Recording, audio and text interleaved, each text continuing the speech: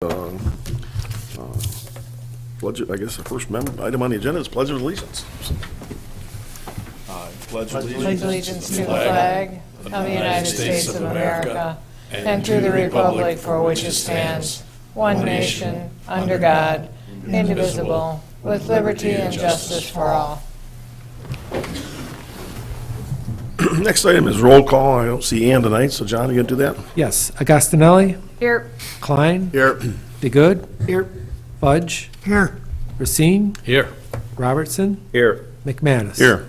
All right, full house tonight. So, first item on the agenda tonight is public comment. We have public comment both at the beginning and at the end of our meetings.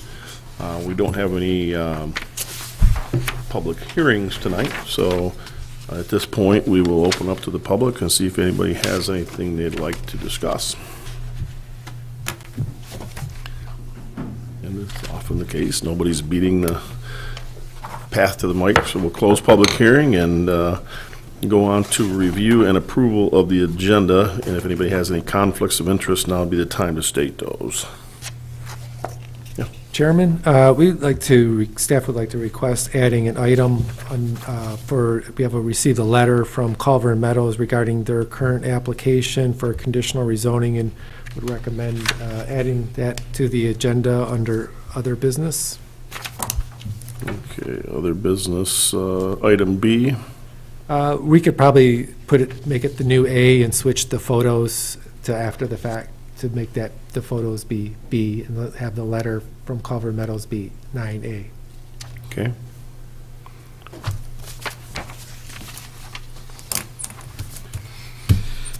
I'll make a motion that we approve the agenda as amended.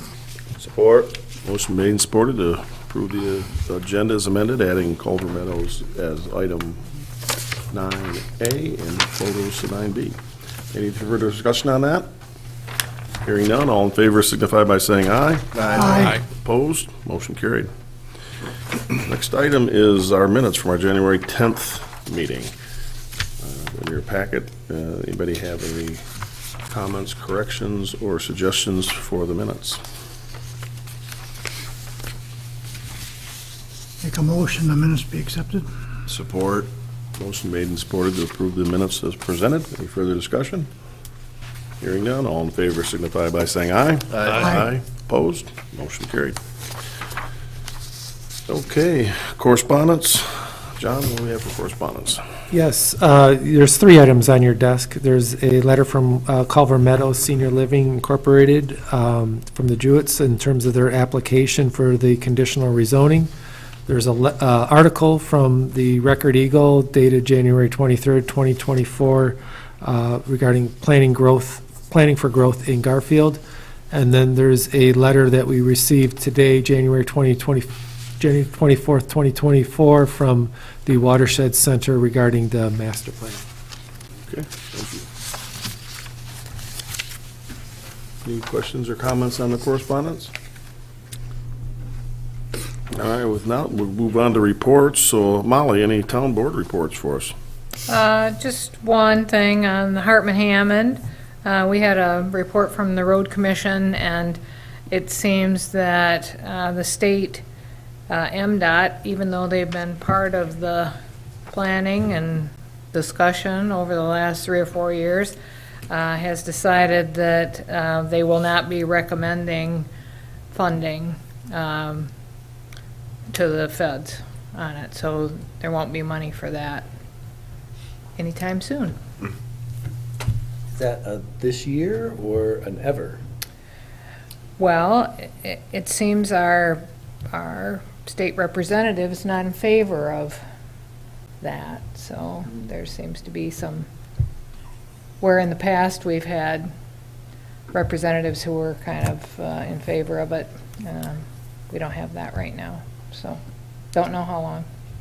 So, I guess my question though was, did you get the impression it was MDOT was just saying it's not in this year's budget? No. Next year's budget, or? They're just not even recommending it to the feds. It's not a state funding issue, but in order to get federal money, you have to have it recommended, and they won't do that. Okay. So is there any kind of appealing process to their recommendations, or? Well, the road commission fellow just said, if you know anybody on MDOT, give them a call. So, yeah, I think that's it. So instead, they will be doing some changes to Airport Road, Logan's Landing, trying to make those corridors more accessible for people and holding more traffic, but, you know, it's a temporary stopgap measure, so. Okay. Excuse me, thank you. Or not thank you, I guess. I'm Sorry. not quite Bad sure. news. Bob, anything from the ZBA? Yes, we had a meeting last week. There was a request for a variance to put a second story on a non-conforming lot. And we didn't have all the information, so it was tabled, and they're coming back in a couple weeks. Okay. It's on southwest Silver Lake Road. All right. Chris, anything from Parks and Rec? Nothing to report? John, anything on the joint planning commission? We meet quarterly, and next week is one of them, so A week from tonight. next time we're here, I'll have a little report, I hope. Okay, thank you. Staff, anything from staff tonight? We don't have any report, but just our regular announcement that information regarding the master plan is on our website, our master plan update page, that people can follow information about the master plan. All right, thank you. All right, well, with that, good segue right into item 6, which is unfinished business, the master plan update, so. Sure. So what I'd first like to do is just talk a little bit about timeline. And I think we mentioned this last time, but I just want to kind of give you an update on, since it's been a while since we kind of talked about the master plan. So the current copy of the master plan draft that you have right now was what was done, kind of wrapped up at the end of October and provided to you at the November meeting. I mentioned to people this is probably about 80% there in terms of working towards a final draft. So this evening we had a little open house to allow people from the public to come in. We had and give us feedback on the master plan to learn a little bit about it, but also to give us some feedback and direction.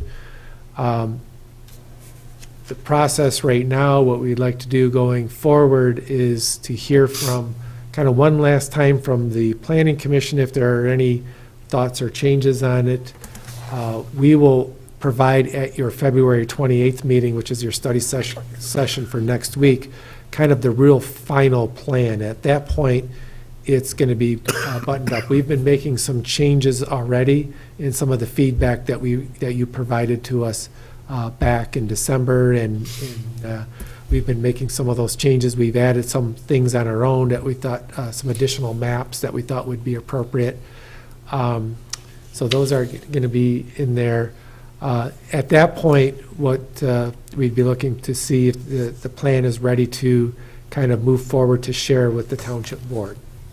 There is that joint meeting with the Planning Commission and the Township Board scheduled for the second study session in March. From there, if everything is satisfactory in the plan draft, we'll start the formal review process. That involves sending it out to our neighboring communities and other entities to notify them that there is the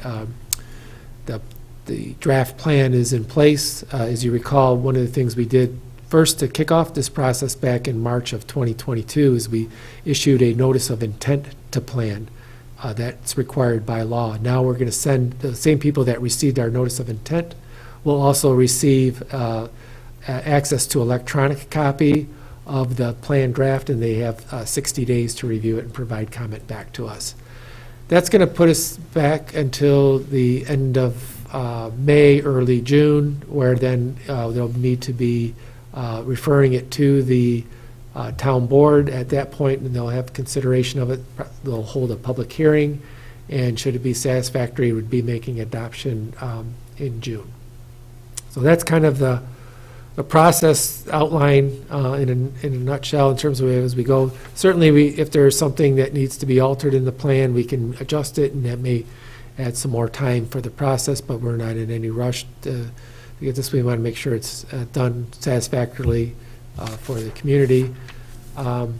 We did have the open house. We had a few interested residents come out tonight, and we really appreciate that. We did receive some comments from individuals prior to tonight's open house, but we've also had some good discussion this evening in understanding from some of the residents on what their concerns are, and that's information that we can then reflect in any, changes. I don't see any major modifications at this time based on the draft, but certainly there are some tweaks that we'll be mindful of in there at that point. But I guess at this point, we just want to know if there's anything else that you are interested in reviewing or commenting on regarding the plan draft before we kind of really kind of wrap it up and get that final draft.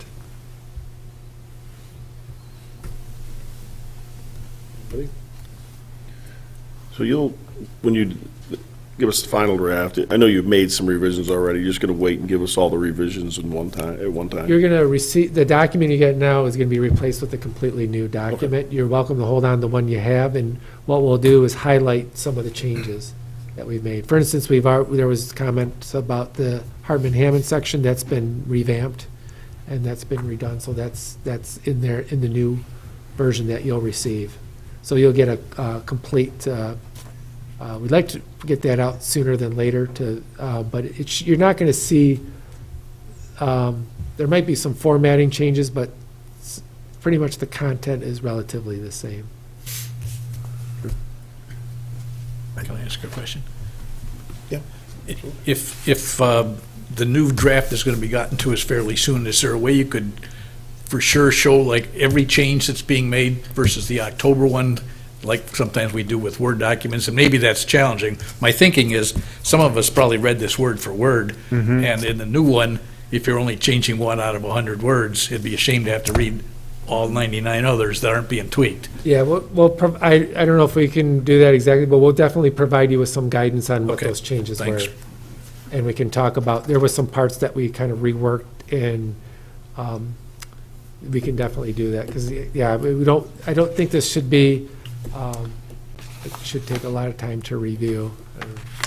Yeah, there's like, of the categories of things that we've looked at, like we revamped the section on Hartman-Hammond because we got that feedback at one of the meetings.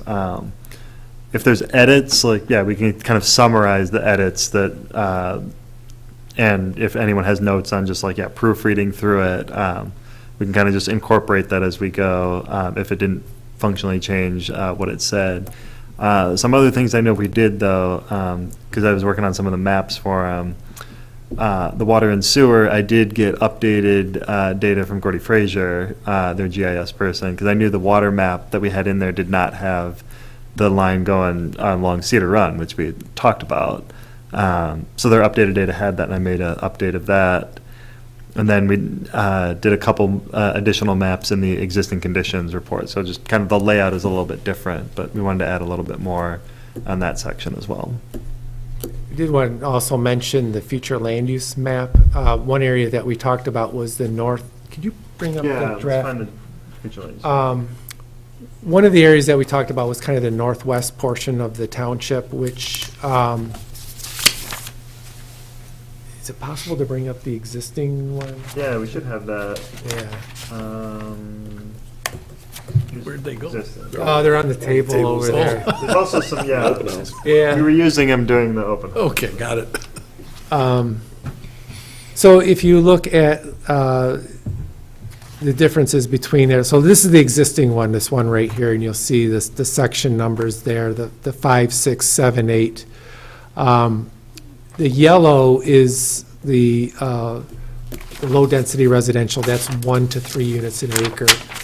Light green there is ag or rural residential, which is basically 1 acre or greater lots. So what we were planning and what we proposed in the land use is to go more to basically replacing all of the rural residential or ag to the the low-density residential of 1 to 3 units.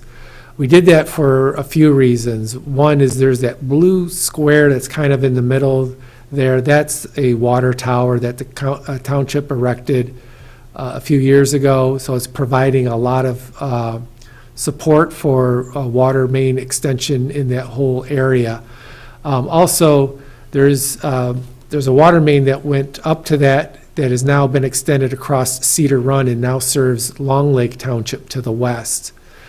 So it's a 12-inch water main, so it has the ability to really support a lot of residential development in that area.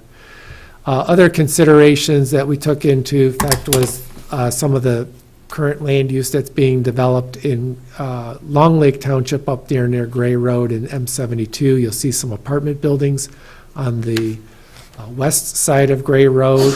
So it's a little bit more dense, a lot more dense than what we envisioned for our side of Gray Road. So that was taken into account. And we do know there are some agricultural operations out there. This doesn't preclude or prevent those from continuing in any manner. You have to remember, this is the future land use map, so we're looking out 20 to 30 years. This does afford the ability for those agricultural operations to continue, but this also does allow, should any of that want to be developed for residential, could be developed and probably at a more reasonable density than at 1 unit an acre. If you look at, if you could pull up our zoning map. Yeah. We actually have quite a bit of that already. If you look, so the light green is our ag or 1 acre lots, and then the green is the ag 1 acre lots. The yellow that's there is the R1, which is a is that 1/3 acre? It's like, Roughly? yeah, roughly about 15,000 square feet, I think. yeah, 15,000 square feet a unit. So we already have a good portion of that already is zoned to accommodate that R1. You can see there are some subdivisions there. The kind of between, on the north side of Barney, between that one subdivision there in the green, dark green, that's the Bay Meadows Golf Course up in that area there. So some of that's already zoned to accommodate, should anybody want to develop that area for higher density residential, or it's not high density residential, it's higher than what would normally be permitted under the ag zoning. So again, this does provide opportunity, should it occur, for it, that we think is an area that makes sense. We do have some of the water service in that area. Sewer is relatively close. It's sewer goes up to Brookside Commons at the end of Zimmerman. And then down there by Grayhawk, kind of over that area is this 2 places where sewer are kind of stubbed to. So those could be extended at some point in the future as well. So if we go back to the draft future land use plan, This one? this is the draft, so this is what's being considered. I don't know, just maybe what your thoughts are on this. We kind of looked at, we thought about maybe paring it back, but then when we looked at it again, we thought it is fairly reasonable for this area. And we did have the member of the public, the last meeting, speak to that, and I think was interested in an agricultural operation out there. So just, yeah, kind of thoughts on any of that. And that was actually right north of the water tower, which there's already a subdivision that's right to the east of that property where that gentleman was located.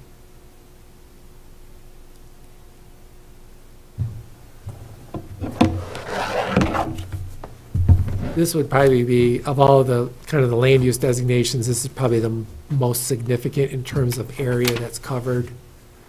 But it's just something I just wanted to give you kind of one more review of it.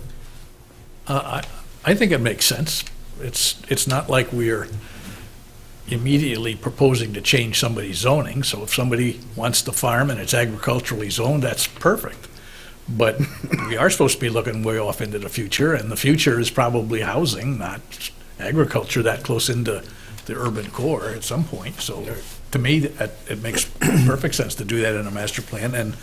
And as you had mentioned, I think you had told us before and pointed out before, maybe it's in the report that we're going to get later on tonight, that the northeast part of Long Lake they've got a little more ambitious plans and a little more dense plans for what they're doing right across Gray Road. So who's kidding who? I mean, I think suggesting it be low-density residential is closer to what is reality across the street than leaving it ag. So I thought that made perfectly good sense, what we were doing there. My only thought would be to have a conversation about whether that that corner of the intersection should have even greater parity with the density that East Bay Township is providing. Or Long Lake. Long Lake. Long Lake, yeah. We can do that. We had a conversation, it was kind of a three-party conversation between Elmwood, Long Lake, and us, just in kind of talking about that area. It's, certainly Long Lake is looking to kind of develop, they actually have the potential, there could be some commercial there at some point in the future. Elmwood is completely different. They want to keep it as rural in agriculture as possible. That there is, you'll see the solar farm out there and so forth, but for the most part, they want to keep it there. So I think we could revisit that and maybe have some further, maybe if we get a better understanding where things go with Long Lake Township in terms of development, it would seem to make sense to see what happens there, and maybe there's some kind of review on what that might mean for that intersection. Yeah, and I mean, I'm just matching up a 3rd-acre subdivision and imagining internal roads with units backing up, their backyards being on 72 or their backyards being on Gray Road, and then those backyards are looking across the street to solar farms to the north and to higher density residential to the west. And I'm thinking, wouldn't a better parity be some multifamily kind of mirroring what's on the other side of the street on Gray Road, and then transitioning to some lower density as you get closer to the recreation conservation areas we have, the golf course and whatnot. That's I think it's worth a discussion.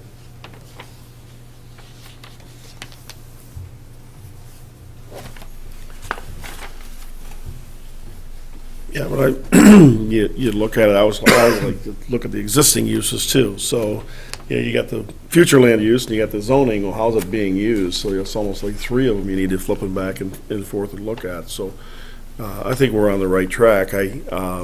Joe's actually brought up the south of what's on the screen there, there's still a pretty good agricultural area there that, again, is the future for that agricultural. It's some of it's active, some of it's not. But if we're looking 5 years or 10 years down the road, is it going to be? So maybe it's in the next review of the next draft. That we look at that area. But realistically, as the population grows and housing is more and more in demand, I think that agriculture is going to be a tough sell in some of those areas. It'll all depend on the water, sewer, and the accessibility of those things as well. So. I think what could really alter that area that you're talking about, like kind of Silver Pines down to Rennie School, is we've had some interest in the Ide property, which is behind the Sam's Club there, that's kind of planned in for low-density residential. Should that were to be developed, would be probably a key part, because that would be most likely an extension of water and sewer, and has the potential to kind of lead down along Silver Lake Road there, East Silver Lake Road. So I think it's something definitely we can monitor and Also, it's important, and I think there's some, I'm not sure in this area specific, but there's the ability to kind of evaluate different proposals as they come forward and see how that fits in with the plan, and maybe there needs to be some adjustment there in the future. So in that area, I was, well, your north area that we looked at earlier, that was fine, doing what you're doing there, but, and you mentioned that water line and stuff. There's been a water line on Silver Pines Road for almost 20 years now, and going up that way, and that area, to me, should turn yellow before that north area did, because that's where all the growth is. Everybody wants to be in the south side, and from 31 to the west. And Blair Township is doing so much over there. Every time you go down through there, they're doing more.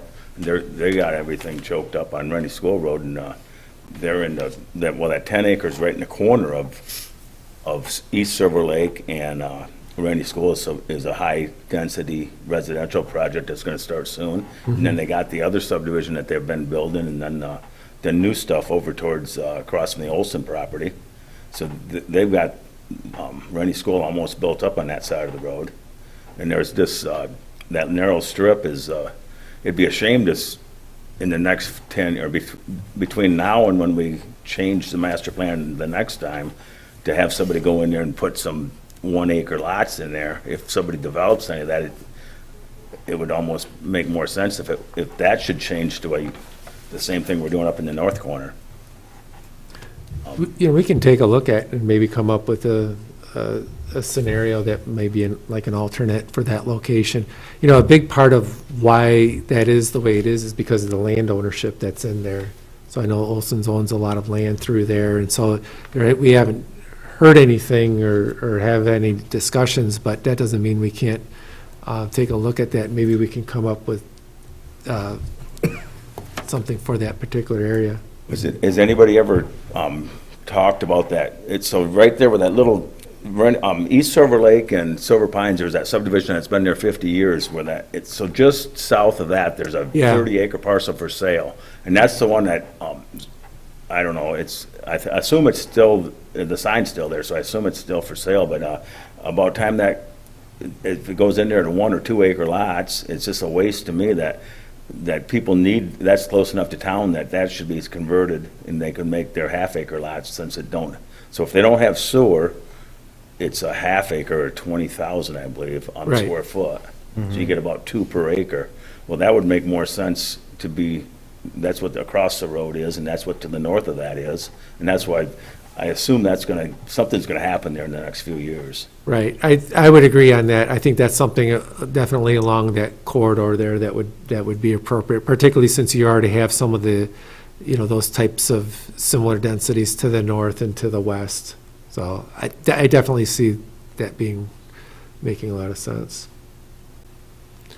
Yeah, we can maybe do like an alternative just for this section and see what you guys think and kind of go from there.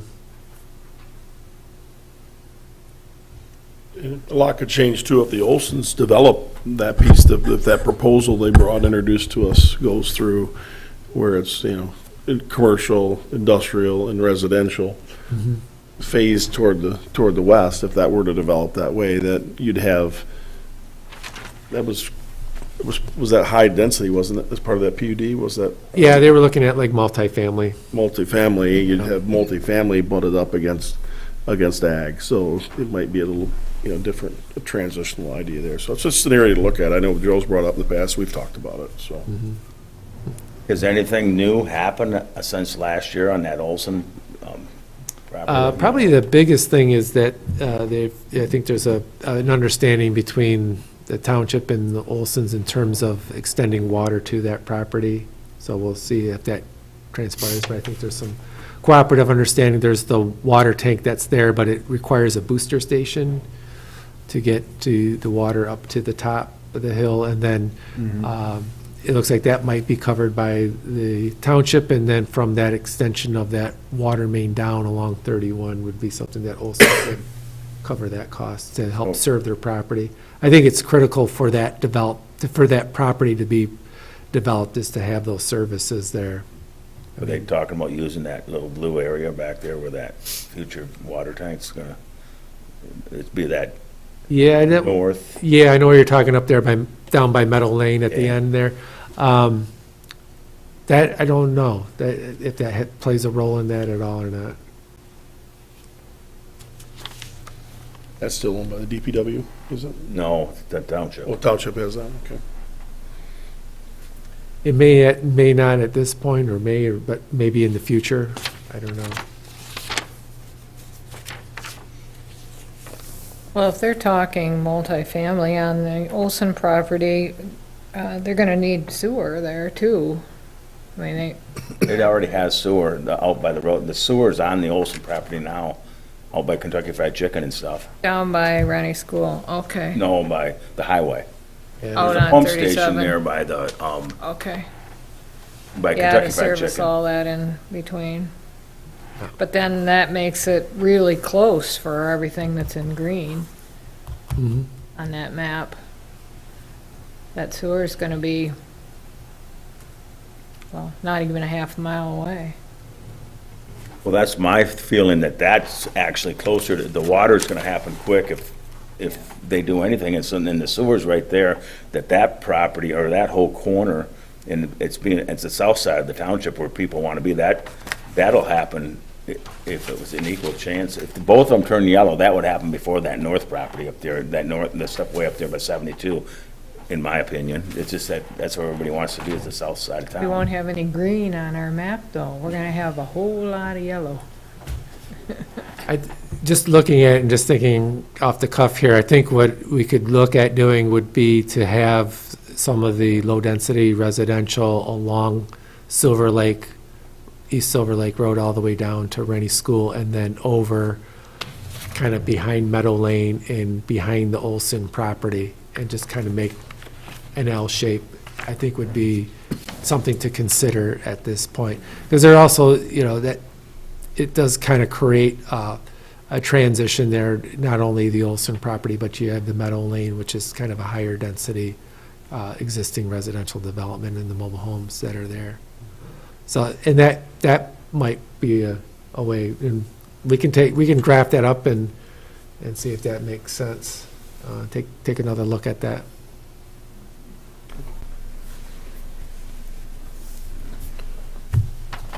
Don't you think anything that's within a mile of a sewer in 10 years is gonna be residential? Not necessarily. I Okay. mean,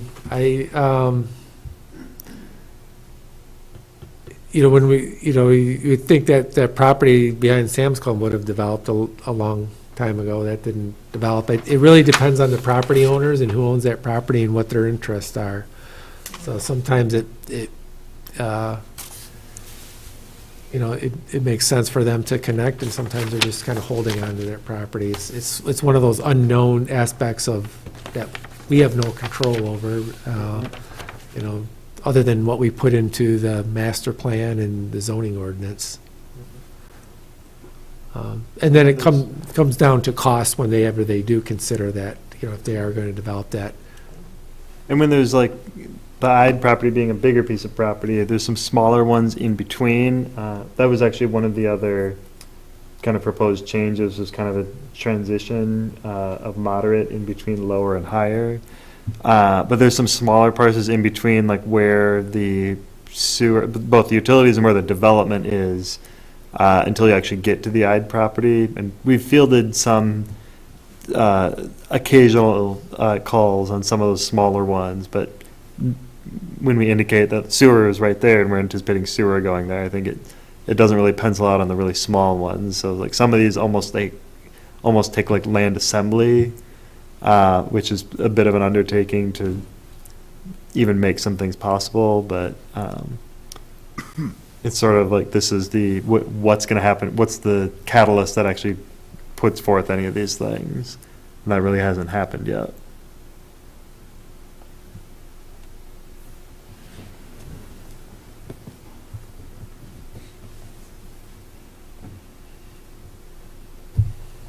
Other questions or feedback for staff?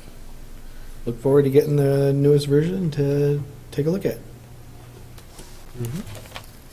Oh, I have a question on this. It's not on this map, it's on that future, or the trails. Oh, non-motorized? Yeah, non-motorized. Just had it here a while ago, but It is map number 6. Unless it was the current one, then it's like map 20. so a guy from Stone Ridge subdivision, brought this up, but over that northeast corner of Stone Ridge, there's that paved walking trail. And it used to go in there into Creekside. So he claims that they can't get through there anymore because Creekside guys shut them off and they can't get across there anymore. Is that, how And did I've that all been work? dealing with that ever since I got here. So you know all about it. I know that very well, and we've had recent communications with the Stone Ridge people about that. So, yeah, that project, Creekside was approved back in 2000, I believe 1999, or 2000, when the Township Board approved that. It was a PUD. And it was done with the idea that there was to be a 10-foot wide path to connect from Stone Ridge and go over to Buffalo Ridge. The PUD was built out, but that improvement was never made. It was never constructed. What happened, though, it wasn't an issue. I think there may have been at one point where they put some wood Yeah, chips so there's down. wood chips down, I remember Then that. eventually the wood chips just kind of go away and grass takes over. But there was kind of where Stone Ridge had an asphalt path going down to their north development line. From there, you kind of there's some wetlands there. It's like some of the headwaters for Kids Creek.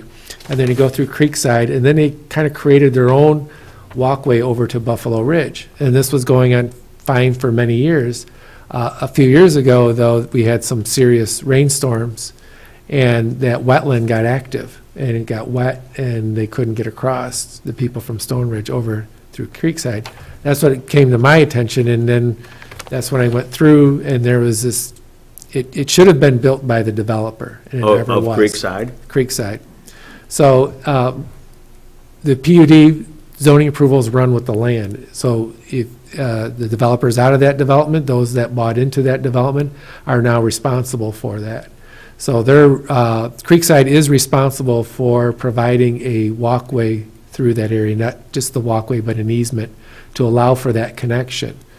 So it's an ongoing issue there, kind of between Creekside, the township, and Stone Ridge. So obviously Stone Ridge wants to see it, the township wants to see it.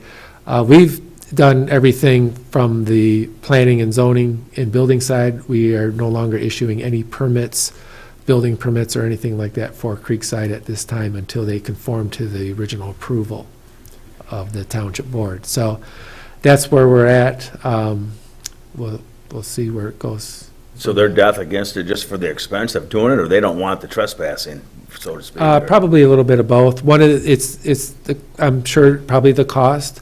Also, one of the units that was built in, the condo units that was built in Creekside is kind of close to where the pathway was supposed to be constructed, and now that unit is probably comfortable not having anybody walk there. But that's where it was intended to be designed to go in, and we've mentioned to Creekside if they want to amend it in any ways in terms of maybe reconfiguring it, the location, we're totally open to that. But they are very adamant that they are not required to do that improvement. So we'll see where this goes next. So what are all them other oranges that are in Creekside? Is that just their sidewalk, that square box, that's just their sidewalk Oh. next to their road? You're looking at the current. Well, the existing, not, yes, map 20. Existing, yeah. So I see about where the big development there, Glen Eagle, so that orange starts there, and it goes down, and makes a square box, and then goes down towards the manufacturer's mall. Yeah, they Yes. do have some, like, sidewalks within their Okay, development and itself. that's what that orange is. Yeah. And Yeah. that- so This anything layer in- happened to have internal sidewalks as well as all the Yeah, ones in there's the rights of actually, way. so there is actually a gate that connects, there's a gate between Creekside and Buffalo Ridge. That's there, and there's a sidewalk that goes right along that as well. So is this orange on here public?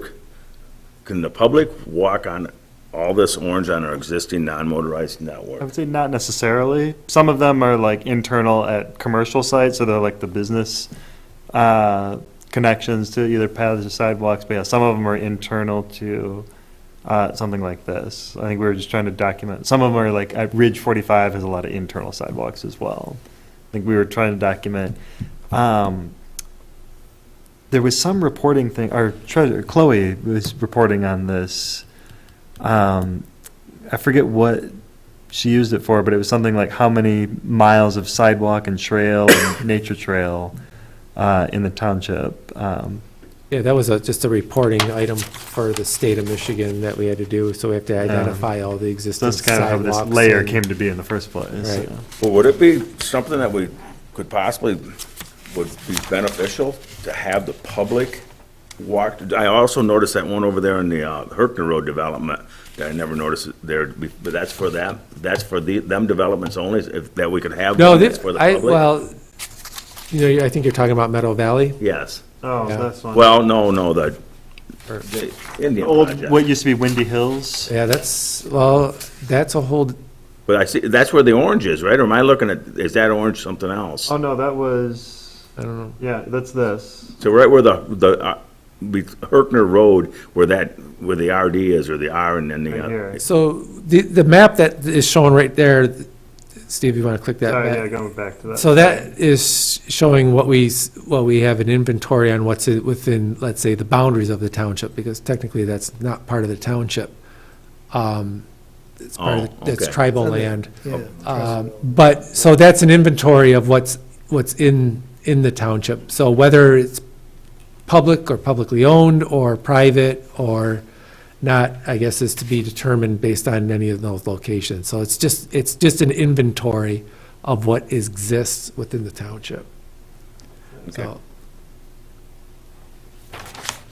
That's a good point. Well, we could just make it either public or label it more specifically as inventory of non-motorized facilities, rather, what did we call it? I guess that's a question I don't understand, I have the answer to, but like if I was walking through Creekside, granted, it's not necessarily public, but if I was going to visit somebody there, I don't know what that, it would seem like I would be able to walk on their sidewalk. I don't know. we heard all that story here a couple of years ago on Chelsea Park. They were trying to, parts of the development was telling Right. other people that they couldn't walk through there. And I know that from I think it's Lone Tree over there, they have, in their big book of condominium documents, it's open to the public because Yeah, that's that trail that goes to the high school and stuff. But I just was wondering if we maybe should start documenting the ones that are open to the public and keep them on, so we don't lose them. Like we lost, like the Stone Ridge people lost that right away across, or that Well- Creekside deal, that we get these documented, that which ones are open to the public and we keep them. Well, on they're log 'em. PUDs, and the PUDs, they're supposed to be public. They might be privately constructed, but through the PUD process, they're supposed to be accessible. That's what we were arguing with the Chelsea Park people. That's a PUD. They were allowed to, same thing with Creekside, they were allowed to increase the density. The trade-offs there are that you're going through the PUD process, and then PUD process, not only do we require things like sidewalks, we require open space. And it's, those are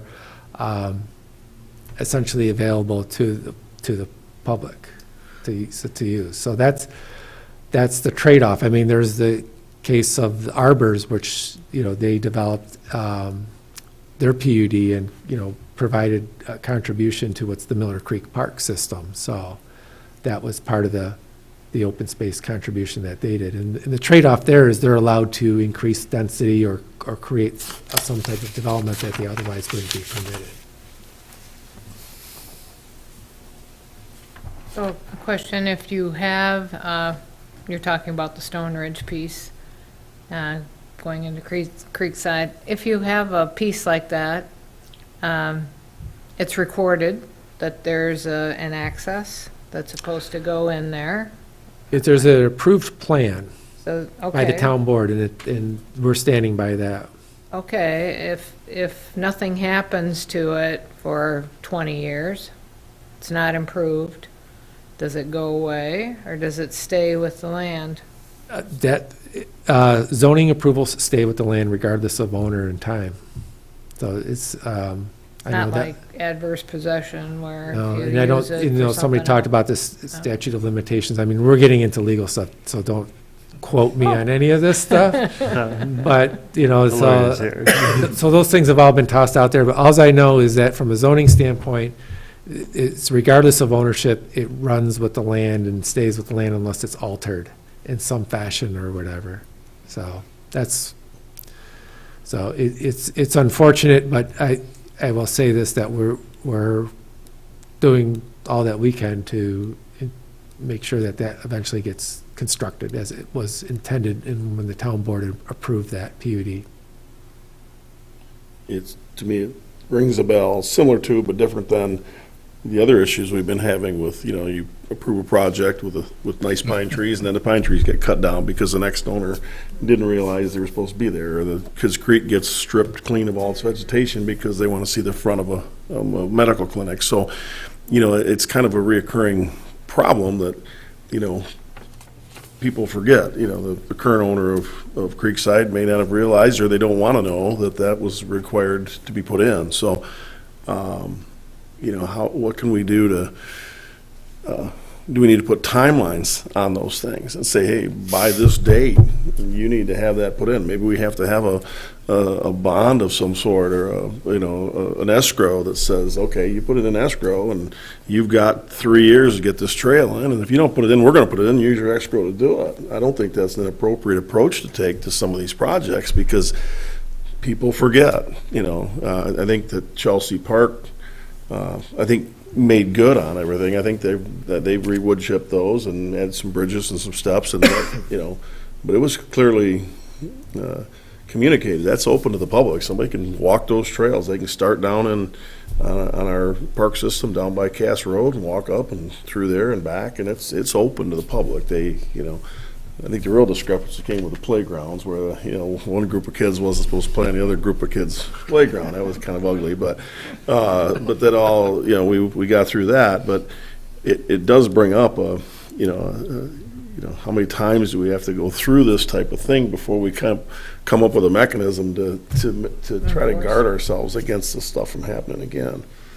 The Creekside's is a perfect example of it, you know. So. Well, a meeting or two ago, there was something brought up about whether the developer should record different easements or whether the township shouldn't. That's part of the problem. Are they getting everything recorded, and should we be watching more or making sure it's recorded properly, or is it that way? It's like that Creekside. Is that all on there? Is that properly recorded? Because that guy No. from Stone Ridge says it wasn't, and that's why they can't. No, there is no easement. Not only was it never constructed, there was never an easement that was recorded. So there's two things. An easement needs to be recorded that allows for that access, and then the second part is the actual constructed. But are we leaving too much up?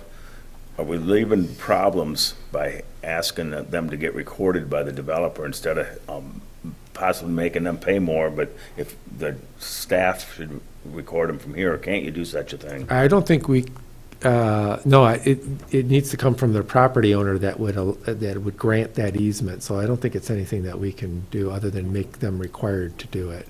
So I will tell you this, we're just dealing with some of these long legacy projects here that kind of, there was maybe some oversights and things that happened, but, you know, we are cleaning them up. And going forward, we are making sure that things are properly recorded.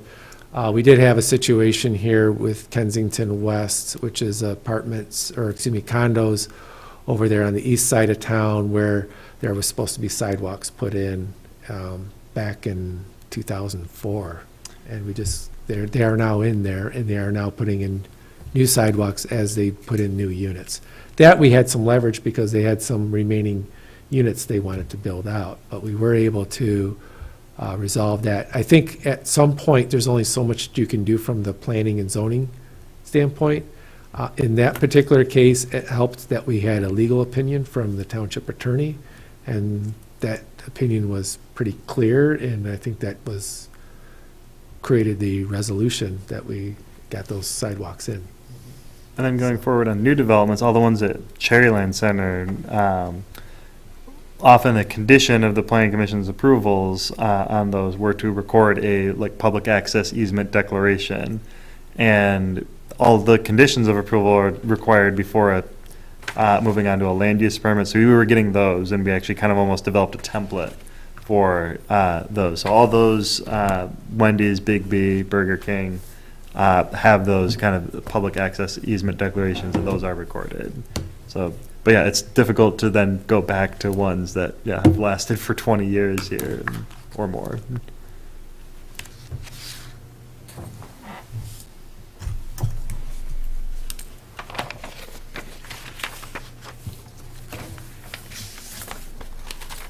Anything else come to mind? Anybody else have anything to know?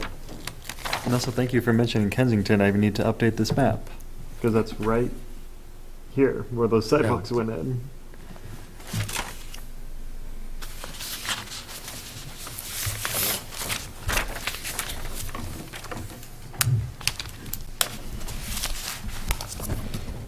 So the 28th, our study session in the 28th, we're gonna review the final Yes. draft. Yeah. And then we have the joint meeting on, I believe it's March 26th or 27th, something like that, Correct. on that one. So Yeah, it's your study session for March, is the joint Yeah. meeting with the board. Yep, well, we moved that up to 6 o'clock, right? I believe so, yes. I'm pretty sure we did, so. We had a couple meetings before that to worry about it, but I understand.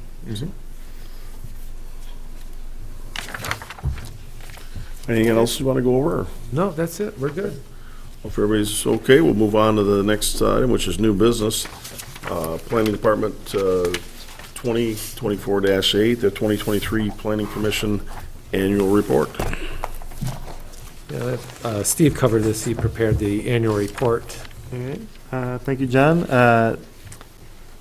As we do every year, to both report to the Township Board and also fill requirement of the Michigan Planning Enabling Act. Planning Commission prepares an annual written report to the legislative body, so it documents everything that's been going on in the last year.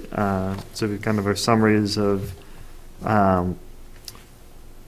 both the planning department, who we are staff liaisons for, things that we've done administratively, and then things the Planning Commission have done. Big thing, obviously, being studying the master plan. We did our study session schedule to kind of chunk along the master plan, and now we've gotten to the point of putting it all together and reviewing a full draft. But, that was a really effective use of the study session time to kind of cover those master plan topics. We did a handful of conceptual reviews. Staff did quite a few. It looks like about 7 administrative reviews, and all of the development reviews that went before Planning Commission. Ended up being a fairly busy year. It had a few zoning ordinance amendments, both map and text.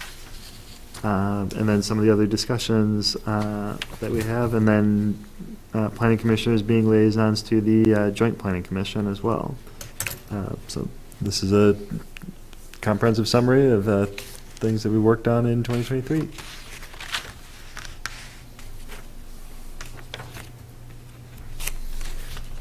Pretty good uptick in activity from 2022 to 2023, it looks like, so. Yeah, we noticed we still haven't had as many as like a few years ago when we had some of the bigger developments. I'm thinking like the Beta Housing Commission, Right. Meadow Valley, and Lafreniere Woods. We had some amendments to, I think, Beta Housing Commission, but there was definitely a lot of other site plans coming in, some other kind of things coming before the Planning Commission. Definitely a busy year.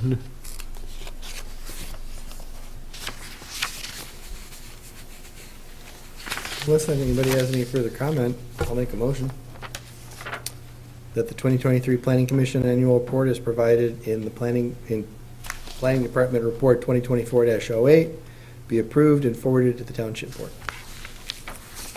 Or, Motion made and supported to forward the annual report as presented to the Township Board. Any further discussion on that motion? Hearing none, all in favor signify by saying aye. Aye. Opposed? Motion carried. Good report. Okay, next item is public comment. So this is our second public comment evening. We'll open up to members of the public that want to come up and tell us what they want to tell us.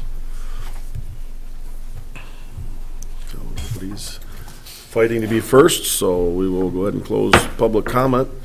Move on to next item, which is other business. We have added item 9A, which is a communication or the correspondence from Culver Meadows down there. John, what did you want to start off about this one? Yeah, just, as you recall, we originally had a conceptual review for Culver Meadows, and then had an introduction earlier this month.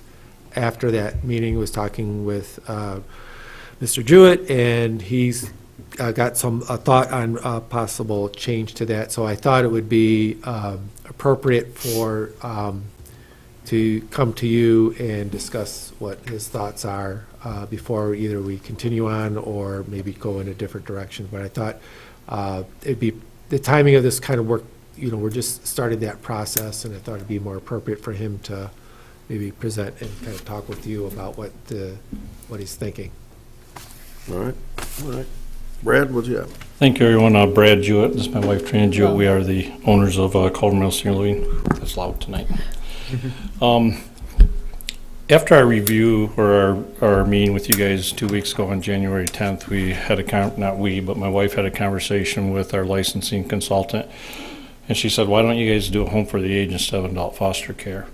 And so as we discussed that, actually she was on speakerphone, so I did hear part of it, but as it was discussed and everything, one thing that Home for the Aged does allow, they do license up to 40. We're not asking for 40 by any means, but after that conversation, I was sitting down, running through numbers and everything, looking at the increased cost of not only doing business, but the increased cost of construction, what's actually going to cost to build the same building we built 15 years ago and everything, and looking at revenue. I was running numbers and I thought, if we can be at 24, it would be a lot better for the financial side of the business. I don't want to go any more than 24 and stuff like that, but like I said, we're going to build a project that's going to be quite similar to what we already have, plus a daycare center, which we don't feel that will bring us any money in because of how we want to provide that service to employees and everything. But anyway, so the increased cost of construction and the increased cost of everything nowadays, as we all face and everything, as I ran numbers, I thought it'd be worthwhile to have a conversation and see. But if we were to go to the 24, the conditional rezoning, that is not allowed in agricultural, but it is allowed in the R3, C1, CO, and I think I missed one. I think there was CC or something like that. But I know, talking back in November, it didn't seem like a real warm appetite of going to an R3. Now, I just want to remind everybody that would be a conditional rezoning, so if those operations cease to exist, it would automatically go back to the current rezoning and everything. So basically, I'm just here to see if, have the conversation, see if there's any interest in entertaining that idea. And it would most likely be a conditional rezoning request to go to R3 instead of agriculture, but it would allow us to license for 24 max. Okay. John, when you first came, you wanted to go to R3, correct? Well, yeah, we had talked about that, yeah. And it really was not well received at all at the board level. So we came up with the suggestion of going to ag. So, I mean, today, the way it's zoned today, you can't do anything. You just, Right. we could only go up to 12 though. You can't build anything today based on the R1 zoning. R1, yeah, we could. In R1, we could go up to a 12 bed. They could, Okay, an AFC. You can't do the 20 bed bed. AFC, they could do You a can't small do the 20 group. bed unit. So, and we understood I understood the request saying, hey, when, 15 years ago when we built it would have been allowed and so on. My only, a couple of concerns I have would be that whether it's conditional rezoning or not, an R3 rezoning is still, it's like a spot rezoning. It's a condition, say, okay, well, we want to go to R3 to do this, and that's the only thing we'll do, and it is, conditional rezonings are very rare. They're very, they need to be used in special circumstances, but not to circumnavigate the ordinance.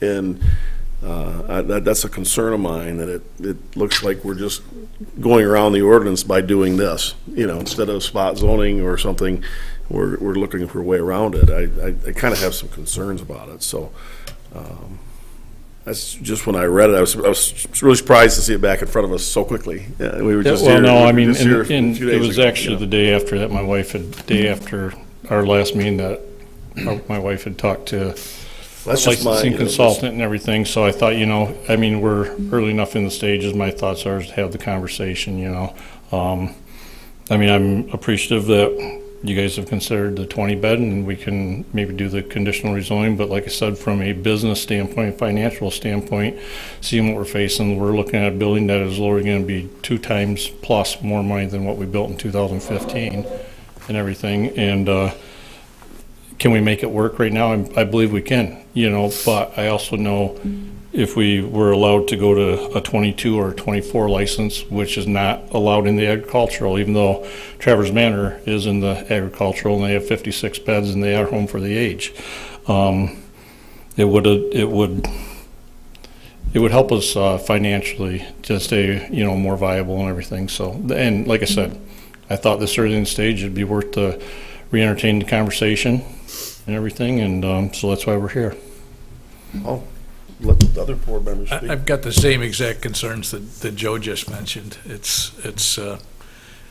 We've got to not just look at one property, but everything around it. And I have the same concern about it looking like a spot zone. And even if it's conditional, somebody is going to stick it to us and say, you let that be R3 or C1 or CO in a residential area.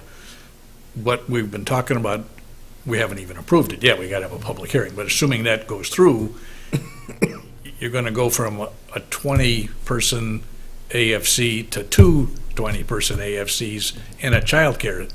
That's, to me, a fair amount of stuff on that property. And I have a hard time thinking that it's appropriate to do more than that on that site. And I appreciate that, sure, you'd make a little more money if you built a little bigger building and had a Well, few I don't know more if people. it actually make any more, because when we're gonna be looking at a mortgage that's double what we are right now, I would say that we're probably actually gonna make less on a new building than we do currently, but it would allow more revenue to cover the higher expenses, because everything is significantly more than it was 15 years ago, so. I get it, but again, we've kind of got to think of township-wide too. We give all the deference we can to the applicants, but we got to think about the township as a whole, and where your property's located, it's not located where the other places are. It's in a R1 zoning district, and we're willing to do the flexibility to get it ag, so that you could get the conditional rezoning that you would approach us for. But I would have the same concerns that Joe has mentioned about R3, C1, CO. I'd have a real hard time going that route if that's what we got to do. So our ordinance don't allow for this aged, or home for the aged in ag? That's why he has to go, is that what that's why he has to go, he would have to go to R3, C1? Yeah, in the ordinance, it calls it as a adult foster care facility, and it's permitted in the R3, the CL, the CO, the CG, and the CH, but not the ag district. So the thought was to go back to that original R3, because that would be the only one. I mean, obviously, we wouldn't want to consider any of the commercial districts by any means, but that would be the only route going forward.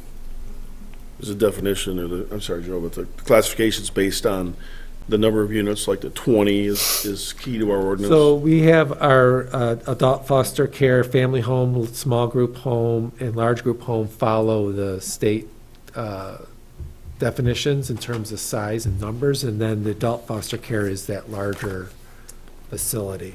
We kind of lump In together, our ordinance, we call it adult foster care. In his letter, he calls it home for the aged, so that's Right. kind of a similar, yeah, we lump together, we actually put in the definition, like, No, for the- It has it. nursing home, convalescent home, home for the aged, or any similar care facility. So kind of any other thing not otherwise specified, we kind of put together. So just so you know, Joe, anything under 20 by the state licensing wise is considered adult foster care. They have 1 to 6, 7 to 12, and 13 to 20. Them are considered adult foster care. Licensing wise, the state considers anything over 20 as home for the age license. under 20 or over 20. 20 is what 20 you is the were at. max on a large group home. It's 13 to 20. If we hit 21, then it would have to be a home for the age. Over the age. For if we're gonna run it as licensed, which we want to run as licensed, so. And our ordinance says that we cannot do that in ag or R1. We can only do that in the greater districts. The That's R3. what it sounds like. Yeah.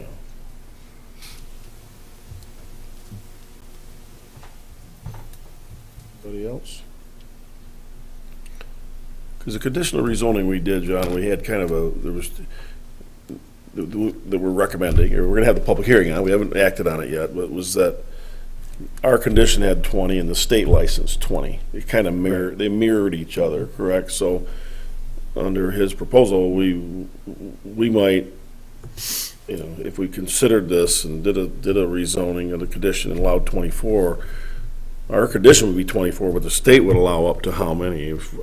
40. Well, no, the state would, if they look at the special use permits, if the townships cap us at 24, that's all that we can get a license for, is 24. Because when we sold our place on Culver Road, the new owners ran into the same thing because the township ordinances met, we were licensed for 15 there at one time, which was approved way back when, but everything changed and the township would not allow them to go to 15, and it was by 12, so the state followed what the township had said when we sold that place a year and a half ago, almost 2 years ago.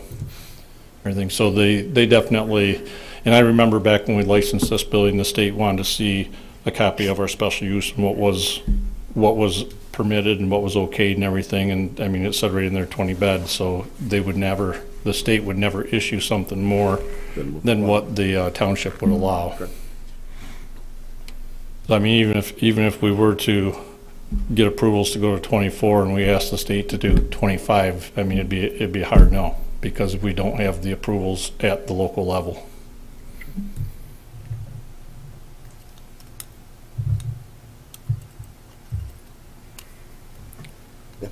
Well, it's already a jump to go to 20. So I'm agreeing with those guys. Going up to 24 is a lot more than what I'm willing to vote for. Yeah, I think I'm on the same page. I understand the financial construct of running a business and your need to maximize that opportunity, but I think that I'm comfortable with the conclusion we came to at the last meeting. Mm-hmm. It was a way that the township could, this planning commission felt, I think everybody felt confident that, it's an avenue for you to develop what you already had. And this kind of takes us back to what we'd already steered away from, which was those other zoning classifications. Again, even if and I'm being a broken record, repeating what everybody else says, but I think that it's just we're all much less comfortable with that approval process from the standpoint of how it reflects on the rest of the township and the precedent set. Okay. Well, like I said, early on in the planning stages, I figured after the phone call, it was worth the conversation and everything, so, Until you ask. we don't know until we ask, so we'll continue forward and we'll plan on seeing you guys on the 14th for a public hearing then. That public hearing is at our next meeting, correct? First meeting in Yeah. February. Yep. February 14th. 14th, there it is. Yeah, Valentine's Day, you bring in the flowers and the chocolates. Come on. Bring you sweets. There you go. Thank you. Thank you. Thanks, Bree. If I can add one thing real quick, about this, but about what Molly reported with the road commission, the road commission did mention also that they wanted to look at improving Hartman and the intersections at 31 and Cass Road and making Cass Road a whole 3 lanes all the way to Keystone. Cass Road from South Airport all the way to Keystones. And they did emphasize that they're gonna look at other projects. Yeah. And hoping that they can update enough stuff to where MDOT gets back on board, so just wanted to mention that too. Well, since you threw that in there. Yeah, I mean, you did What he very said- well, but, No, I'm not arguing with you. What he said was, MDOT's been pushing those roundabouts, yeah, and so everybody's kind of assuming we want a roundabout at Hartman, but now they want a light. yeah. It was a big, long report, Existing Hartman so, intersection, where it is right now? Oh, I don't know whether, I'm assuming they'd change that. well, they were And go up talking, on the Olson property and up, but, yeah, they want to look at different layouts, but they are talking possibly a light at the intersection, or making, at the intersection of Hartman and 31. And they were talking possibly a roundabout at Cass and Hartman, but making it 3 lanes, so there's a left turn lane down through. Actually, right now, based on what I've heard, they don't know what they want to do. There's a lot of different options out there. I don't mind saying, I was probably the biggest critic and I won't go as far as say opponent, but certainly not a proponent of roundabouts. Yeah. Okay, but when they're done right and people know how to use them, they work pretty well. Yeah. Yep, And I go through them many times a day in many different places, and it's, but you can tell the ones that are done right and the ones that are built right and the ones that are built wrong. Yeah. I agree. And I don't think the state did it. The ones south of town, I don't think are very well built, but other ones are, so, Yeah, there were no favors done there, that's for sure, so. yeah. But anyway, it'll be interesting as that moves forward and everything, because they really highlighted the need for Logan's Landing and the culverts down there that, have a shelf life, and they've been there for 75 years or whatever already, so, past their shelf life. yeah. We were, don't get off in the weeds too far here, but they brought that up. How far are they talking about raising that at the culvert? I've heard just on the backside of things, anything from 3 feet to 10 feet, so, the biggest thing that's gonna hold them back is all the entrances that come in off Logan's Landing, Just talking so. about because the access is still. But anyway, I just wanted to throw it in there, so, thanks. Thanks, Brad. All right, item 9B is photos of recent development activities. So somebody's been out with their camera, so let's. Yeah, we were out, actually, I think it was back in October when we didn't have any snow on the ground. When it was sunny out, yeah. Yeah, but we forgot about that. We had these, and we thought it's helpful sometimes to look at some of the projects that you approved and how they are turning out, or maybe have turned out completely. So it just gives us a chance to kind of go down memory lane here of past development approvals.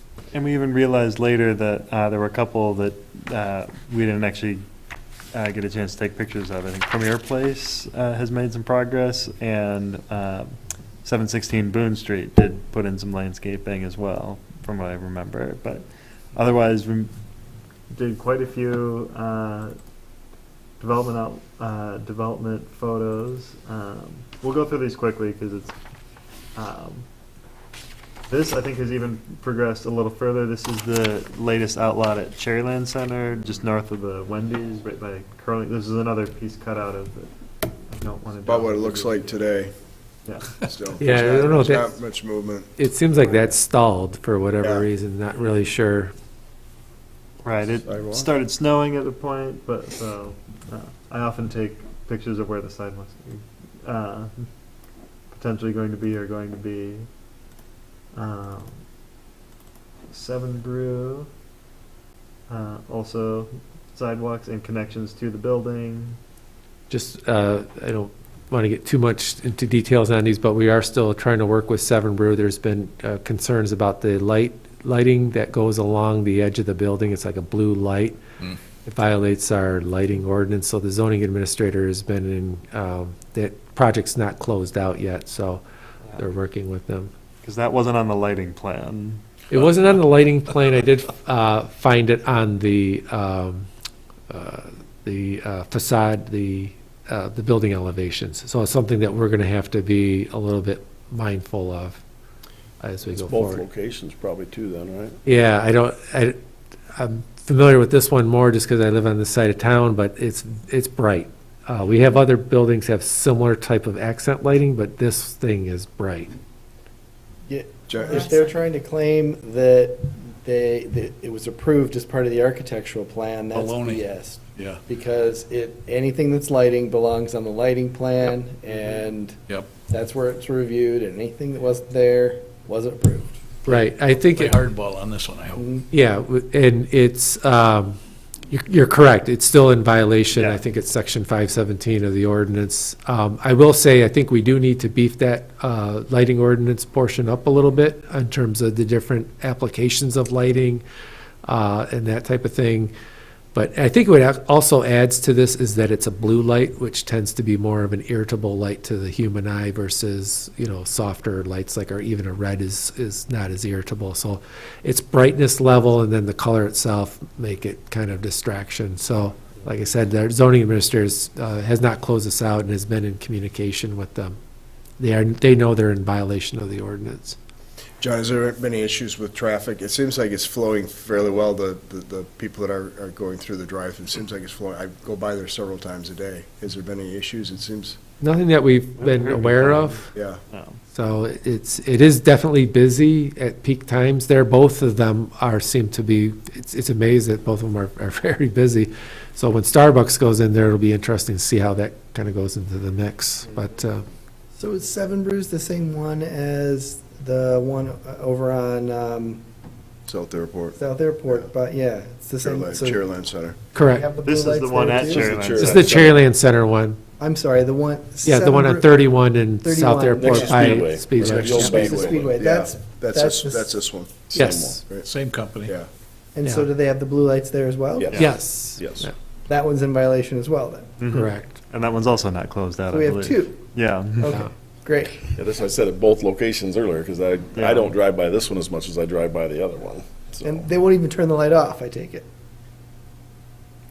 I think, I think they're only I don't know if it's when, you mean when they're closed, is the light still on, or? Well, I mean, zoning conformance would be removing the lights, but at least turning it off would demonstrate. No, they that have they're- not. They have not shut them off. They are on still now in glaring violation. They're just too bright though, right? Or they're in, or they're both, they're not supposed to be there. Yeah, it's, the intensity, the light, the brightness is the issue right now. And I the mean, we do glare have that's going other, off of the side. yeah, it's the amount of glare. We do have other buildings with this type of accent lighting, but they're not nearly as bright. Well, I've said it before for other developments, and I know you guys have many steps to go through to try and actuate a response and them taking action. But I'm sure that this body, myself in particular, would be, and I hope this is being recorded as usual, so that the owners of these can hear what I have to say. We could certainly entertain closing them down if they're in violation of their approvals. Well, they don't have the final certificate of occupancy, final so CFO yet. they won't receive that until this is resolved. So this one is a case where the zoning administrator ensures that there's all the compliance with the zoning ordinance before we issue a final C of O. So they're still operating under a temporary C of O. Yep. So that gives us leverage right there. Compliance with zoning ordinance and any conditions of the approvals. But both of them came before this body, Yes. so Yeah.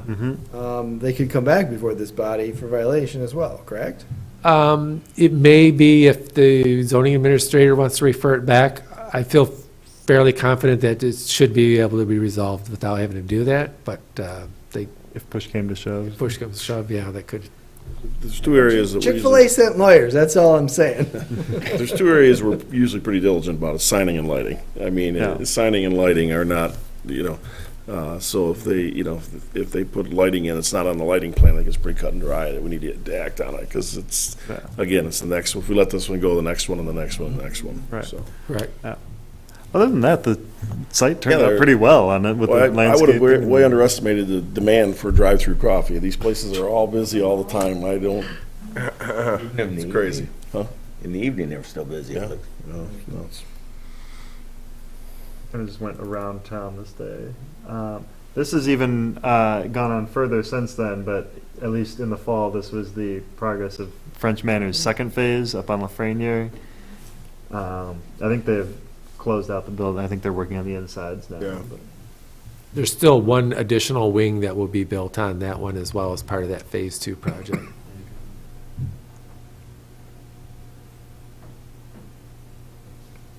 Village at Lafreniere Woods did one of their, they had 4 phases that came before us, so they did one of them, and this is open. They had, I think, like an opening kind of ceremony for it as well, but, and also took the picture across the street of the Ridge 45 entrance. There was that issue, so that is the resolution of that. It's fixed. Good. That was fixed as part of that. I get excited about sidewalks. I take a lot of pictures of sidewalks when I'm walking. I think I actually parked here and walked this entire corridor because there was like 3 or 4 developments right in a row on it, and they've got some landscaping coming in as well. But I don't know if they've indicated when they're going on to other phases. I assume they just wanted to get one open and operating, but that was their one that was completed. Right next door, a couple of pictures of the church, which was coming along as of the fall, and that's how close it is to Lafreniere Woods. I think they're still using that construction access. I don't know if the permanent access has been completed or constructed yet, but that was there at the time. Housing Commission beta. Also, I think has progressed a while since that time. That's where sidewalk and trail will go, and this was at the moment in October progress on their headquarters. And the section going along Hammond.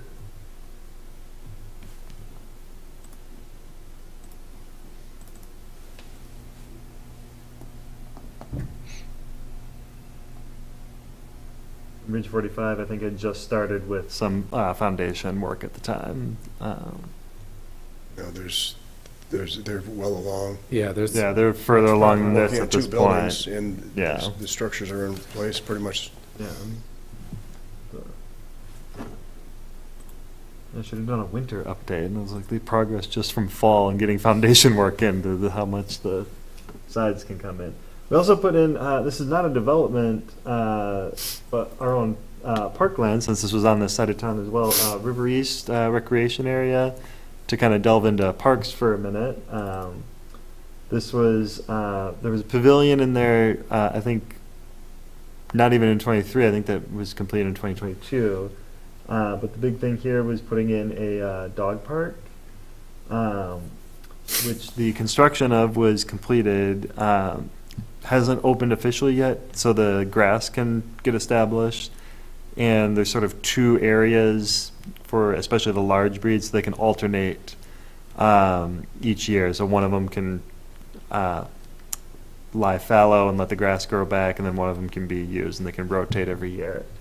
But this is kind of one of the more recent parks project. And sort of next in line here is to put bathrooms here, which are on the schedule to come later this spring. This is River East, so it's on Keystone, just north of the intersection with Hammond. Yeah, you can kind of see the light for, that's the light for Hammond and Keystone. So this is down a little bit from there. Is that open in the winter? Is it being plowed in the winter as well? I don't know if they've started I think they have. Oh, of course, sort of like recreation Yeah. areas. I didn't know Yeah, this. I don't know if they've started that yet, or definitely it would be if they One of the things that's being gonna used. happen here with the the bathrooms that are gonna go in is that there's kind of that circle drive right now. That's gonna be reconstructed. It's kind of more of like a residential drive. It needs to be more of a commercial standards. And they'll have sidewalks going to the pavilion and to the dog park and to the bathrooms that are all part of there. There's future phases will include paving that parking lot there and plans for a playground as well. And then a walking loop similar to smaller but similar to Silver Lake where there's a paved walking loop. And then this is a really nice property because it has frontage along Boardman River, and there's going to be a lot of paths through that area. There's some right now, but there's going to be some additional pathways, and we're looking at the possibility of having a footbridge go across the river, which would go to Boardman Valley Park. So we'd have two township parks connected across the river there with a footbridge.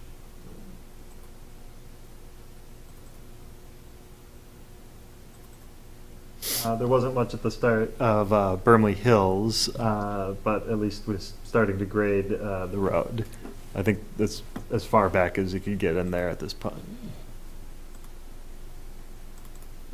This was actually from a couple of years ago. The substation for consumers down by Cass and Keystone did an amendment, and part of what we had them do was landscaping for some screening. So they did actually put in some arborvitae on this side. I took this from a little further away because I was also kind of reminded of it as I drove by. Are those protected from the deer? That's a good question. If they're on the wrong side of a fence, they won't be there very long. Right, so that one might need some monitoring as to how will these hold up over time, and they might need some mitigation down the line. But it was installed. That was, I think, was that in 2020? It's been a while ago. Yeah, That's been a while. I think there was a condition in there that, like, that was before the roundabout went in, and part of it was we knew that would be disturbed, so it was like after that roundabout went in. So now that that has happened, that was able to be completed. This is another one that is being administratively reviewed, but over the hotel behind Chick-fil-A. It's been discussed because we reviewed Chick-fil-A and knew there were plans for that. So, and there was the issues with Chick-fil-A, kind of the extension of gravel parking kind of onto this site, and kind of what was the resolution. So this is now under construction. So I believe that gravel parking has gone away at that point. At this point, and either way, it would be sort of there's a shared parking agreement between the two parts of this. They made it a site condo. So there's a shared parking agreement between them, but this that is underway. They always start with the elevators and stairs. Similarly, there was more progress on the Fairfield right next to the True Hotel. Since then, I believe they've now put up walls and started going in just a couple months' time.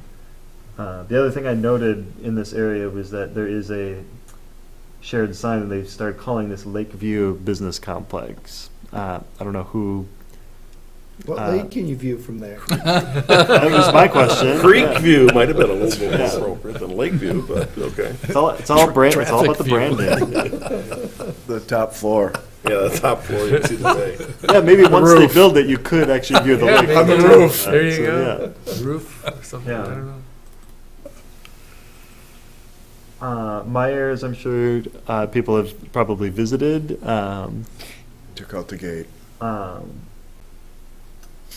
And then we also had them do the bollards on it to do a protected walkway between where it goes to the light and up to the walkways up by the building. So This was a lesson learned. I don't think this, we realized this as they presented his plans, but this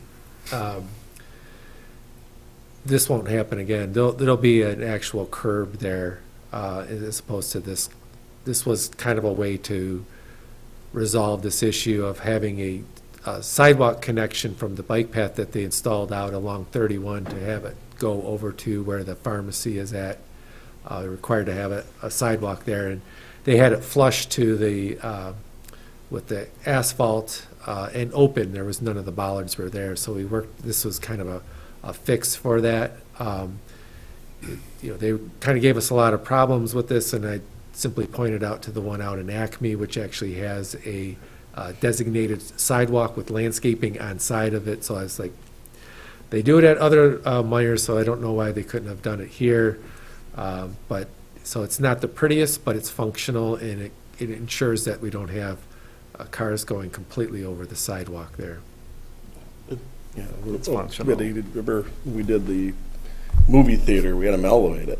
You know, they raised it up about 8 inches and put it down through there, so it became, to your point, a curb. You know, Yeah, I think we'll be really mindful of that the next time we go through this process of. Yeah. So. Oh, Yeah, at least something that is fairly functional to this, but yeah, it would be much better if this were raised and curbed.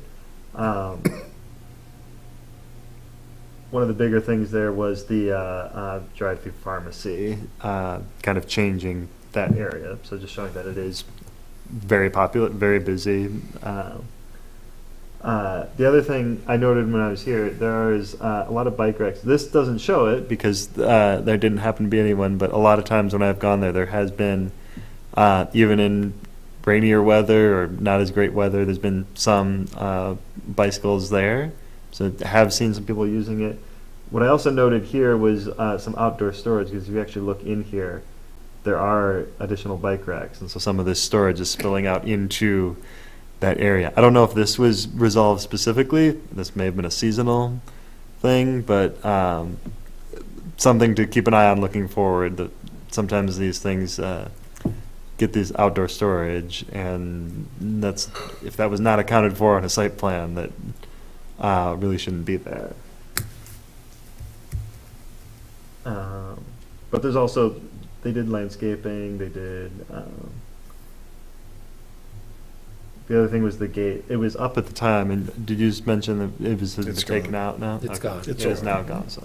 That has They been also resolved. installed some, like, speed Those speed tables. bumps are pretty Yeah. brutal. Okay. Yeah. They're significant, yeah. Okay. Yeah. So access is there, but the Yep. tables they slow you down quite Yeah. a bit. Well, and they're aware that there's a lot of cut-through traffic through there, so they're trying to resolve Yeah, their that. employees walk across there. It helps safety for them too, yeah.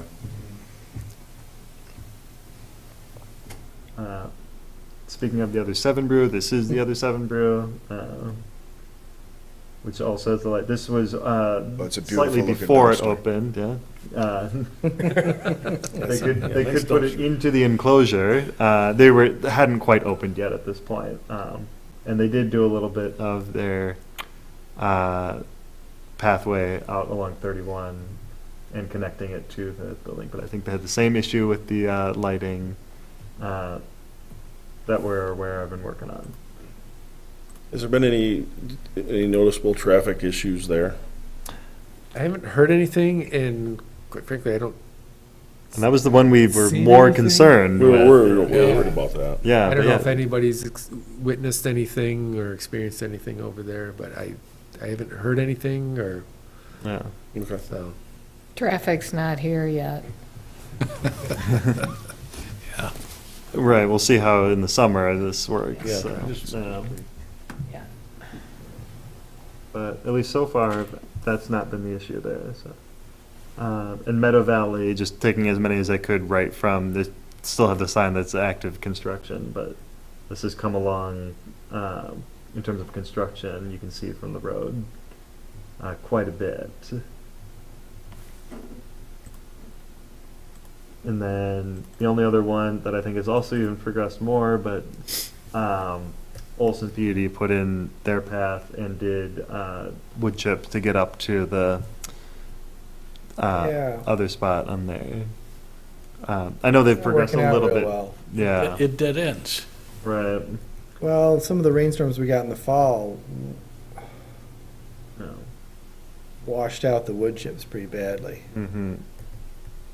And I don't know what they did. I mean, we approved Mm-hmm. the concept here, but they're accessible ramps at the road. Mm-hmm. I think they initially left something, I don't know what it is. So there's the weird stormwater drainage in that basin at the, let's see, I guess it's the southwest quadrant of North Long Lake, Cedar Run, and Front Street. And there was always kind of a curb cut there where the stormwater would flow out of the basin and then just sheet flow across the street. And I presumed that that was going to be resolved as part of the sidewalk engineering that I would presume that would take place.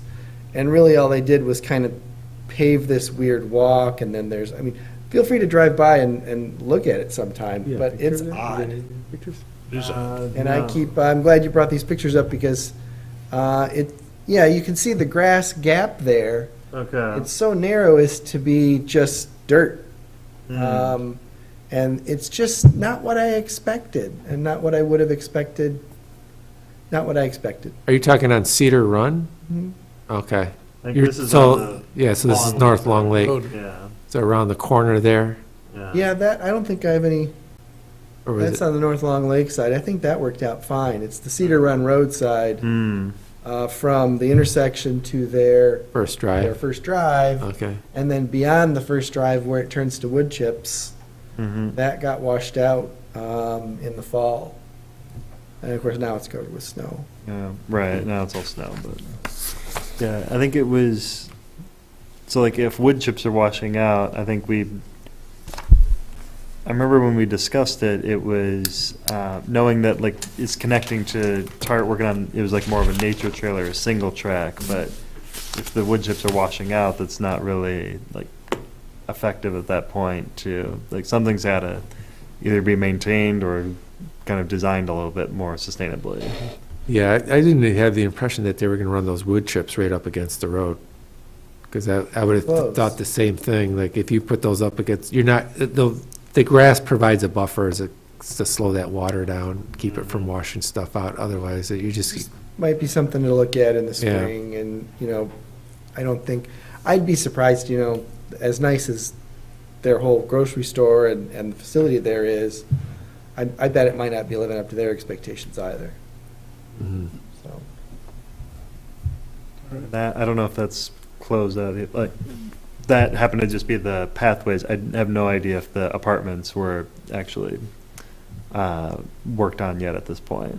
Oh, they're under construction. They're under construction? Yeah, Okay. and I can only say that because having driven by there. and Okay, yeah. Lights on inside, you can see, or at least before the holidays, at least back in December, I remember seeing studs Mm-hmm, through the windows. yeah. That the renovations were going on. For something that's all internal, they can Yeah. kind of work on it whenever, so, okay. That it? That was the last ones, right? Yeah, there was, quite a few Nice. things. That's a lot. Thanks, guys. I know we've talked about developments, talked about lighting. I did bring to the attention of the zoning administrator that I thought there was a lighting issue south on 31 South, a business, you pull out from my house, I could see this beacon of light emanating up, and so I specifically drove that way one morning, and is some huge floodlights on a business, So they looked at the original site plan, it looks like they've been altered and lighting was changed out, and I guarantee you what's there doesn't meet our dark sky ordinance in any way, shape, or form, so I've asked Mike to take a look at that, because it's not what you thought I was talking about. Oh, it's not? No. It's somebody else? Yes. Oh, Yeah. okay. That's just what I figured it was. No, it's somebody decided that people couldn't see their business, so they put huge floodlights. So you can't miss their business when you drive that way, so hopefully that'll get resolved as well. 'Cause it's- The other ones that weren't on here were, because I don't know if they've actually been resolved at this point. One was Nicolay Bank, the landscaping. I remember talking with the zoning owners. I think it was just a lot of back and forth, trying to get that. They may have made some progress on it, but I haven't seen anything there lately. And the other two, riparian buffers along Kids Creek, both of those were violations of their site plan approval, so they need to still bring those back. So hopefully soon we will get something from those. Great, thank you. Mhm. All right, well, with that, we'll move on to items for our next agenda. First item is Culver Meadows Senior Living Center conditional rezoning public hearing. Will be on our February 14th meeting, as well as North Garfield special use permit. It's Remind that me of commercial district housing development Oh, that they yeah. put in, they did an introduction for the Yeah. SUP back in the fall. We anticipate, we were waiting to amend the zoning ordinance regarding the parking requirement. That was going to be adjusted, so that's been scheduled for public hearing on February 13th. So we thought at this meeting here for the 3066 North Garfield special use permit, that we could, let's see this, it would be scheduling the public hearing for the March meeting. Gotcha. And then resume the review process for that. Anything else you foresee coming up, or? I don't think we get any new applications this No. time around, yeah. Been meeting with people, but no applications. All right. Question on our table was like a 6-page letter from the Watershed Center about the master plan, which we didn't talk about tonight. Are we going to talk about that at some point at one of our meetings? Or are you guys going to do something in response to that, and that'll be reflected in what you get us next time, or what's going to happen with this? Yeah, I mean, we'll take a look at it. We just received it this afternoon, about 4 o'clock this afternoon, so we didn't have time to digest it, but yeah, we will take that under consideration. So some of the information was related to the data gathering in the appendix and so forth, and other parts of it were actually some recommended edits to the actual text, so we'll take that advisement. I will say this, that it's important to understand what the master plan is and isn't, and some of the things, at least when we kind of went through that, were maybe why they may be of interest or something for the township to consider. I don't know if they should necessarily be in the master plan itself, but we'll definitely take a look at that and review those things. So we did let them know that you were going to be receiving it this evening, though. And the planning commissioners take a look and have any ideas by next meeting as we're getting the last draft together, let us know as well. All right. Thank you. Well, if there's nothing else, Make a motion, we adjourn. adjourn.